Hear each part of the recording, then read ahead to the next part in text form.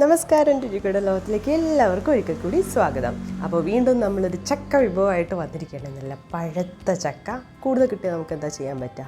വരട്ടി അങ്ങ് വെക്കാം. അപ്പം ചക്ക വരട്ടി വെച്ച് കഴിഞ്ഞാൽ എന്താ കാര്യം എന്ന് വെച്ചാൽ നമുക്ക് തോന്നുന്ന സമയത്ത് പായസമൊക്കെ ഉണ്ടാക്കാം, അതുപോലെ തന്നെ ചക്ക അട ഉണ്ടാക്കാം, അല്ലെങ്കിൽ എന്താ നമുക്ക് ദോശേൻ്റെ കൂടെയൊക്കെ അത് തന്നെ എടുത്ത് കഴിക്കാം. കുറേ കാലം കേടുകൂടാതെ നിൽക്കും. അപ്പോൾ ചക്ക കൊണ്ട് ഇനി നമ്മൾ ചക്ക വരട്ടിയാണ് ഉണ്ടാക്കുന്നത്. നമുക്ക് വേഗം പോയിട്ട് ചക്ക വരട്ടി ഉണ്ടാക്കാം.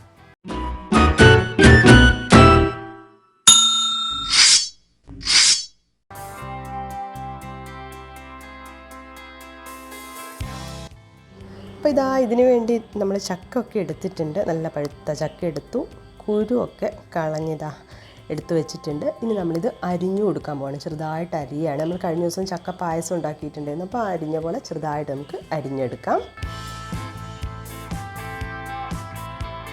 അപ്പോൾ ചക്കയെല്ലാം നന്നായിട്ട് അരിഞ്ഞ് ചെറുതായി മുറിച്ചെടുത്തിട്ടുണ്ട് കേട്ടോ. അപ്പോൾ ഇത് ഏതാണ്ടൊരു 750 ഗ്രാമോളം വന്നിട്ടുണ്ട്. പിന്നെ വേണ്ടത് ശർക്കരയാണ്. ശർക്കര 500 ഗ്രാമാണ് എടുക്കുന്നത്. പിന്നെ ഏലക്ക പൊടിച്ചത് വേണം, ഒരു 7 ഏലക്ക പൊടിയാക്കിയിട്ട് അതുകൂടി എടുക്കാം. ഇനി നമുക്ക് ആദ്യം ചക്ക ഒന്ന് വേവിച്ചെടുക്കണം കേട്ടോ. അപ്പോൾ കുക്കറിലാണ് ഇപ്പം വേവിച്ചെടുക്കുന്നത്. ഇതിലേക്ക് കുറച്ച് വെള്ളം ഒഴിച്ചു കൊടുക്കാം. ഇനി ഇത് വേവിച്ചെടുക്കാം. ഒരു 4 വിസിലൊക്കെ വന്നോട്ട് നന്നായിട്ട് വെന്ത് വരട്ടെ. ഈ സമയത്ത് നമുക്കിനി ശർക്കര ഒന്ന് അലിയിച്ചെടുക്കാം. ശർക്കര പാനി ഉണ്ടാക്കാം. കുറച്ച് വെള്ളം ഒഴിച്ചാൽ മതി. ഇനി ഇത് നന്നായിട്ടൊന്ന് ഉരുക്കിയെടുക്കാം.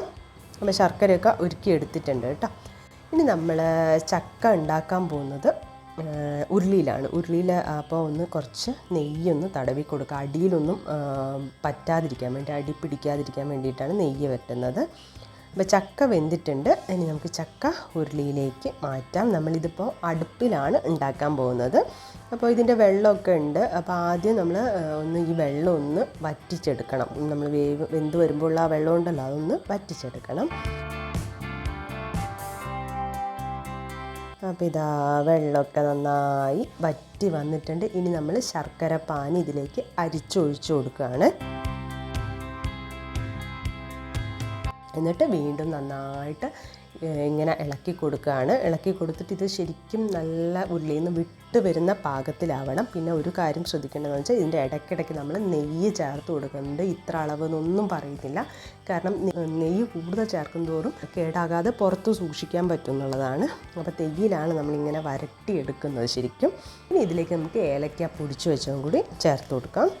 അപ്പോൾ ഒരുപാട് സമയം വേണം കേട്ടോ. ചെറിയ തീയിലൊക്കെ ഇട്ട് ഇങ്ങനെ നന്നായിട്ട് വിരകി നന്നായിട്ട് ഇങ്ങനെ വരട്ടിയെടുക്കാൻ കുറച്ച് സമയം വേണം. അപ്പോൾ നമ്മൾ കൈക്ക് എടുക്കാതെ ഇങ്ങനെ ഇളക്കി കൊടുക്കണം. ഉരുളിയിലായതുകൊണ്ട് തന്നെ അടുക്കി പിടിക്കാൻ പാടില്ല. അതുകൊണ്ട് അപ്പോൾ ഇത് കണ്ടാൽ നന്നായിട്ട് കുറുകി വന്നിട്ടുണ്ട് കേട്ടോ. നെയ്യ് ഇടയ്ക്ക് ഞാൻ ഒഴിച്ചു കൊടുക്കുന്നുണ്ട്.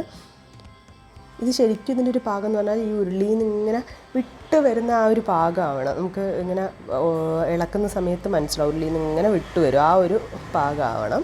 ഇത് കണ്ടില്ല ഇങ്ങനെ.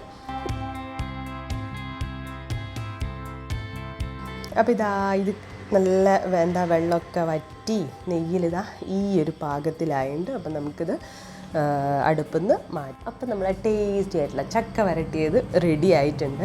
അപ്പോൾ ഇതിലെ കുറേ കാലം നമുക്ക് പുറത്ത് സൂക്ഷിക്കാം. നന്നായിട്ട് നെയ്യിൽ കിടന്നാണ് നമ്മൾ വരട്ടി എടുത്തിരിക്കുന്നത്. അപ്പം നമുക്ക് കുറേ കാലം സൂക്ഷിക്കാൻ പുറത്ത്. ഇനി ഫ്രിഡ്ജിലാണ്, അധികം നെയ്യൊന്നും ഇല്ലെങ്കിൽ നമുക്ക് ഫ്രിഡ്ജിലും സൂക്ഷിക്കാൻ പറ്റും. കാരണം 1 വർഷമൊക്കെ നമുക്കിത് സൂക്ഷിക്കാനാണ്. അപ്പോൾ കുറേ ചക്കയൊക്കെ തന്നെ ഒരുമിച്ച് പഴുത്ത് വരുമ്പോൾ നമുക്ക് ഇങ്ങനെ ചെയ്തെടുത്താൽ മതി. അപ്പോൾ നമുക്ക് ചക്ക ഇല്ലാത്ത സമയത്തും നമുക്ക് ചക്ക പായസവും ചക്ക അടയും ഒക്കെ ഉണ്ടാക്കിയെടുക്കാം. ഇനി ഇത് വെറുതെ ദോശയുടെ കൂടെയൊക്കെ കഴിക്കാൻ നല്ല ടേസ്റ്റാണ് കേട്ടോ. അപ്പോൾ എന്തായാലും അടിപൊളി ഒരു സംഭവമാണ്. അപ്പോൾ ചക്കയുടെ സീസണാണ്, ചക്കയൊക്കെ പഴുത്ത് വരികയാണ്. അപ്പോൾ എല്ലാവരും ഇത് ചെയ്ത് നോക്കുക. എന്നിട്ട് നിങ്ങളുടെ അഭിപ്രായം കമൻസ് ആയിട്ട് അറിയിക്കുക. പുതിയൊരു വീഡിയോ കാണുന്നവരെ ബൈ.